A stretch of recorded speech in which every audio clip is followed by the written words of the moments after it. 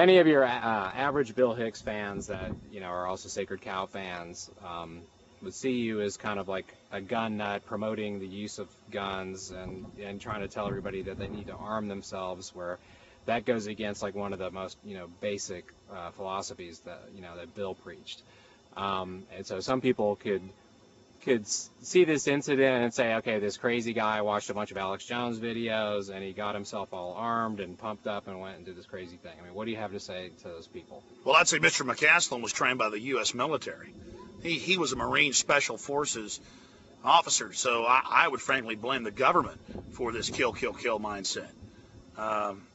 The founding fathers clearly stated, if you read the Federalist Papers, if anybody would just take the time to type Federalist Papers into a search engine or go to the library, that guns are here to defend us from the overwhelming force of government, of the Hitler, of the Stalin, of the Mao. And dictators throughout history, right back to Nero, have sought to disarm their quarry, to disarm their slaves. The first gun laws in this country were against black people. And Bill gets into this whole argument, and it's one put out by Handgun Control Incorporated and others who get $70 million a year from the big international banks publicly, but because there's a comma between well-regulated militia for the security of a free state, comma, the right of the people to keep and bear arms shall not be infringed, because there's some comma, there's some difference there. We'll go to the First Amendment. Congress shall make no law respecting an establishment of religion or prohibiting the free exercise thereof, comma. And then comes, and the freedom of the press and assembly and free speech, petition the government. So does all that not count either? I mean, I don't understand this. The entire Bill of Rights is individual rights. Everything in there is about the individual. Okay, what about take the 10th Amendment? Well, I mean, I have to sit here and I know the Constitution. I know. But what about where it says for a well-regulated militia? Well, no, that's separate parts there. It's like the First Amendment. The First Amendment is saying you've got freedom of religion, you got freedom, comma, freedom of the press, comma, freedom of assembly, comma, freedom to petition the government for redress of grievances, comma. So there's like 4 or 5 things right there. And it's subgroupings. It's like, okay, what is the First Amendment? Well, it's freedom of religion, freedom of speech, freedom of, assembly. It's all this, and there's commas. Okay?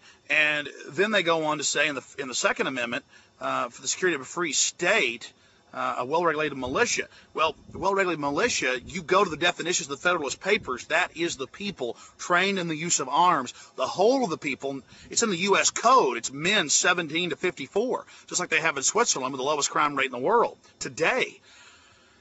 But all that aside, say, oh, well, McCaslin did this. He ran off and did this.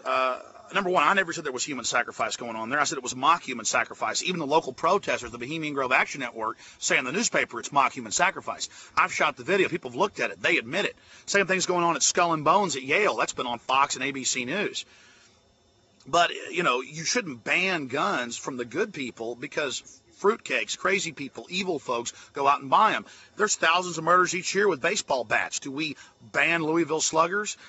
People kill each other with knives all the time. Do we ban knives? We start restricting that from other people's homes, from their, from their silverware drawers? No, because there are bad people in the world. That means that the majority of good, decent people should be armed, should be trained to defend themselves. And that brings you a happy, a healthy, a strong society. And I ask people, why is the government massing all this power and centralizing power, and at the same time trying to demonize the people who were armed? So you have the people being disarmed and the government arming. Think about that. All throughout history, Hitler did the same thing. He arms himself and his stormtroopers while disarming the public and convincing them to be willing slaves. Remember, first gun control laws in this country against black people. Racism. Gun control is racist, bottom line. But people can't even figure that out, that an enslaved population is always disarmed. But I go back to it. The mere fact that there are people that dress up in plastic skull mask and Captain America outfits and go running into the woods waving their guns, who stopped them? It was the security guards. It was the police who were armed. Now there's some bad police in the world, but that doesn't mean that the others should be disarmed. It's the same argument for the people. It's a balance of power. It's a separation of powers. The whole Bill of Rights, the whole Constitution is about that. Why should I be able to trust the government with its black ski mask and its tanks and its armor and its prison systems, but then, the little people being armed, I shouldn't be able to? The mere fact that you are a good person out there means that you should be able to be armed to defend yourself. And believe me, if you haven't been a victim of violent crime yet, I pray you never have to become one, because that's when you'll go out and buy a gun. It's the same thing with box cutters. These guys hijack these planes with box cutters. Are we going to ban box cutters? And the media says, oh, we shouldn't arm the pilots, shouldn't do that. Oh, no, they can run a plane with 300, 400 switches. They can do all this, but we can't put an instant access pistol safe in the cockpit, so if somebody's ramming down the door, they can grab the gun and take them out. But, oh, it's hard to have trained professional air marshals doing it. What does that mean?